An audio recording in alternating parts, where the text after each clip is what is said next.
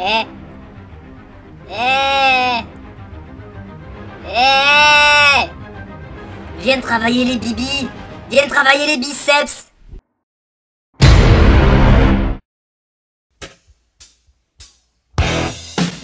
Bienvenue dans l'épisode 2. Avant de commencer, si vous n'avez pas vu le premier épisode, il est juste là. Aujourd'hui, je vais vous parler de la suite de ma transformation physique. Dans le premier épisode, je vous explique que j'ai commencé avec des exercices au poids de corps. Et je vous cache pas qu'au bout d'un moment, les exercices au poids de corps, c'est un peu chiant. Et là est toute l'importance de changer régulièrement de programme. Grâce au poids de corps, j'avais eu beaucoup de résultats, donc je voulais pas trop m'en séparer. Et je voulais un peu mélanger le poids de corps avec la fente. Du coup, j'ai fait des exercices au poids de corps lestés. Et avec un bon programme, on a quand même de sacrés résultats.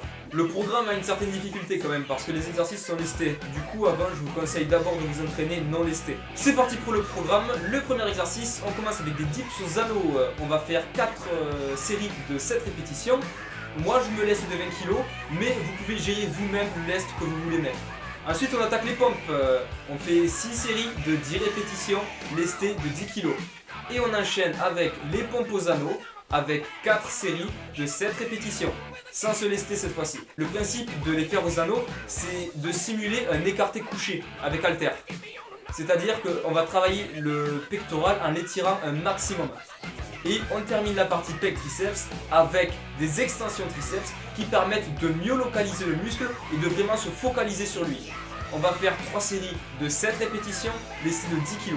Et c'est parti pour le dos et les biceps.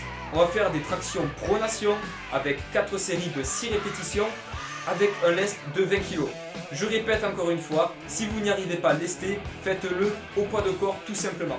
Il faut bien se concentrer durant les tractions pronation, de bien sortir la cage thoracique et de faire toucher les pectoraux à la barre pour vraiment contracter les dorsaux. On va ensuite faire encore une fois des tractions en pronation avec 4 séries jusqu'à l'échec pour vraiment bien se finir les dorsaux. Pour ensuite attaquer le rowing aux anneaux avec 4 séries de 7 répétitions lestées de 10 kg. Le principe c'est vraiment d'aller chercher l'épaisseur du dos en contractant bien à chaque fois qu'on arrive en haut. Et on se finit le dos et les biceps avec des tractions en supination non lestées avec 4 séries de 8 répétitions pour attaquer les biceps. Et c'est parti pour les jambes. Alors avant d'attaquer les jambes, on va faire 50 squats non lestés au poids de corps tout simplement pour se chauffer les muscles et pomper un peu le sang. Bien sûr, pensez constamment à pousser avec les talons pour ne pas vous abîmer le genou. Et on attaque le premier exercice, on va faire des squats à une jambe. On fera 3 séries de 5 répétitions lestées de 10 kg. On va vraiment aller chercher la contraction des fessiers et des cuisses dans cet exercice-là.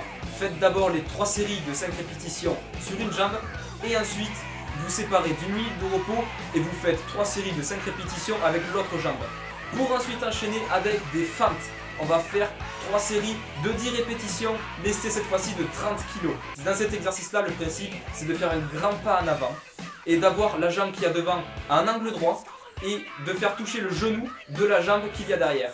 Et maintenant, on passe au mollet. On va faire des extensions mollets, donc 3 séries de 12 répétitions, car les mollets supportent très facilement l'exercice, lesté de 10 kg.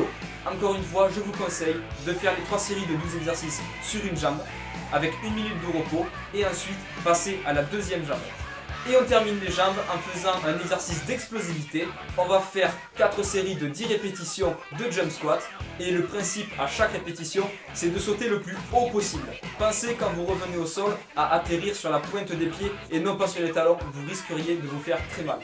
Et on termine le programme par les abdos avec des toes to bar. Tout simplement, on va amener les pieds au-dessus de la barre de traction et on va chercher à avoir constamment les jambes le plus tendues possible. À chaque fois que vous montez les jambes, pensez à tirer un peu sur les bras et ensuite quand les jambes redescendent, détendez lentement les bras. Essayez d'avoir un mouvement tout le temps synchronisé, ça vous évitera de vous balancer et vous pourrez mieux localiser les abdos. Pour les temps de repos, je vous conseille 2 minutes de repos entre les exercices ainsi que 1 minute de repos entre toutes les séries. J'ai gardé ce programme pendant tout un été et j'ai eu d'excellents résultats et de très bonnes sensations durant les entraînements. Vous pouvez faire une partie du corps par jour, c'est-à-dire un jour pec triceps, un autre jour dos biceps, un autre jour les jambes, un autre jour les abdos. Vous pouvez aussi le faire en full body, c'est-à-dire travailler tout le corps en une seule journée. Seulement dans ces cas-là, pensez à avoir un jour de repos après chaque entraînement. Si vous vous entraînez tous les jours en full body, vous risquez de vous blesser car le muscle n'a pas le temps de récupérer. Et essayez également d'avoir une séance de cardio dans la semaine. Et aussi avoir beaucoup d'eau avant, pendant et après l'entraînement. Très important aussi, pensez à vous étirer. Le programme est dans la description et maintenant je n'ai qu'une chose à vous dire. Plus vous suivez à l'entraînement, moins vous saignerez au combat.